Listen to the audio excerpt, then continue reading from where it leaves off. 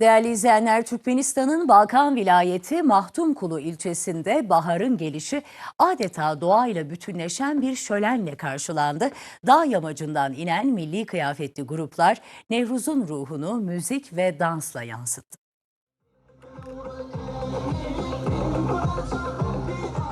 Çocuklar, gençler ve yaşlılardan oluşan gruplar geleneksel kıyafetleriyle dağ yamacından alana indi. Türkmen alabey köpeğiyle kuzuların da eşlik ettiği kortej, Nevruz'un doğayla iç içe ruhunu gözler önüne serdi. Alanda kurulan sahnede şarkılar söylendi, milli danslar sergilendi. Kutlamalar bölgenin doğal dokusuyla kültürel zenginliğini bir araya getirdi. Nevruz, Türkmen halkının köklü geleneklerini yaşatan, birlik ve beraberliği güçlendiren en önemli bayramlardan biridir.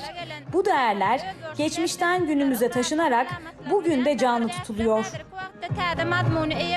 Nevruz'un yalnızca bir bayram değil, aynı zamanda barış, dostluk ve kültürel devamlılığın simgesi olduğu vurgulandı.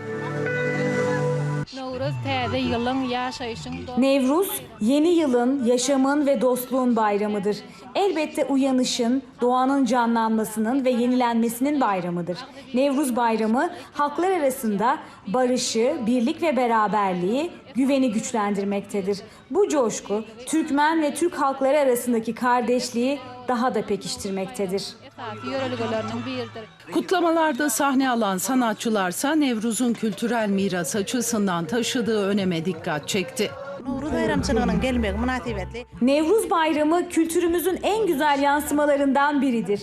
Bu bayramı sahnede yaşatmak ve gelecek nesillere aktarmak bizim için büyük bir gurur. Ben de bu güzel fırsattan yararlanarak tüm Türk halklarının Nevruz Bayramı'nı içtenlikle kutluyorum. Mahtumkulu ilçesindeki kutlamalar Nevruz'un sadece bir mevsim değişimi değil, aynı zamanda kültür, birlik ve kardeşliğin güçlü bir sembolü olduğunu bir kez daha ortaya koydu.